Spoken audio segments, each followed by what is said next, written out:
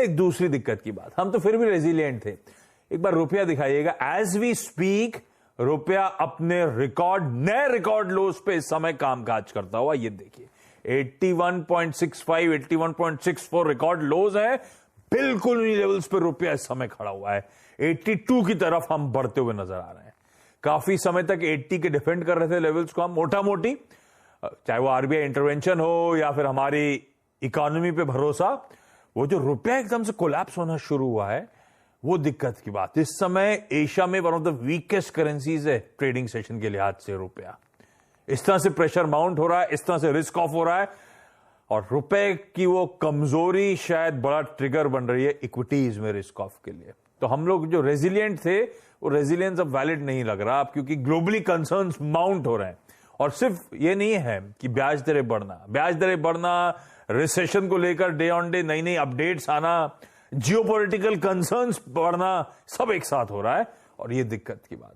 आशीष जी, क्या कर रहे हो आप लोग? मार्केट्स पे व्यू क्या बन रहा है? ये प्रेशर तगड़ा माउंट होने की तैयारी हो रही है क्या? आप लोग का टारगेट क्या निफ्टी को लेकर ऑन द वे डाउन? देखिए, बिल्कुल आशीष, थोड़ा डिफिकल्ट समय तो है। ये हम स्क्रीन पे भी देख रहे हैं। और आपके फंडामेंटल कितने भी बुलिश हो, बट ग्लोबल जो सिनेरियो बना हुआ है उसके चलते हुए बिल्कुल आप पर भी इफेक्ट तो आने ही वाला है। क्योंकि आप जैसे हर सेक्टर की बात करें तो अभी इंटरेस्ट रेट यहाँ बढ़ जाएगा अगले सप्ताह, तो उसका इफेक्ट डायरेक्टली आगे जाके एक नए कैपेक्स पे आएगा।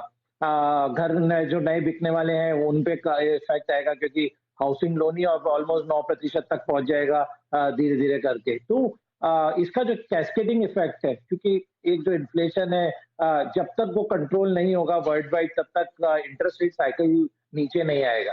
तो इंटरेस्ट रेट साइकिल नीचे आने के बाद में ही सिस्टम में लिक्विडिटी आती है और वो पैसा इक्विटीज की तरफ जाता है। तो मेरा मानना है अगले 3-4 महीने जरूर क्रूशियल रहेंगे, और हमें क्लोजली वॉच करना पड़ेगा कि यूएस में इन्फ्लेशन किस करवट का बदलता है। उसके बाद से ही चीजें थोड़ी ठीक होंगी।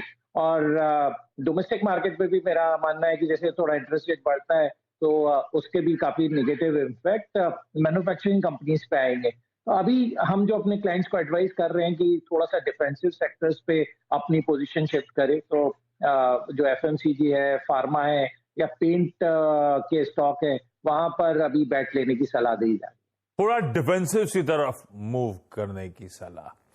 दिक्कतें हैं, और ध्यान रखें जो सेंट्रल बैंक एक्शंस, ब्याज दरें बढ़ना, फ्राइडे को हमारी पॉलिसी अनाउंसमेंट आएगा। और अगर कोई डाउट था किसी का 25, 35 और 50 के बीच में, तो अब लार्जली स्ट्रीट मूव कर गई है 50 बेसिस पॉइंट्स का, आधा टका ब्याज दरें हमारे यहां भी बढ़ने की तैयारी।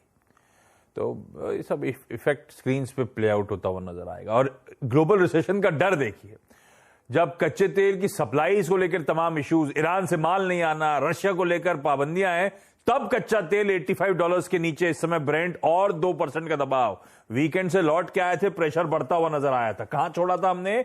$89 पे। $89 वाला 87 पे सुबह था, 87 वाला 85 के नीचे स्लिप हो रहा है। इस तरह से क्रूड में प्रेशर हर दिन बढ़ रहा है। यह दिखा रहा है रिसेशन के फियर्स, यह दिखा रहा है स्लो डाउन के वरीज।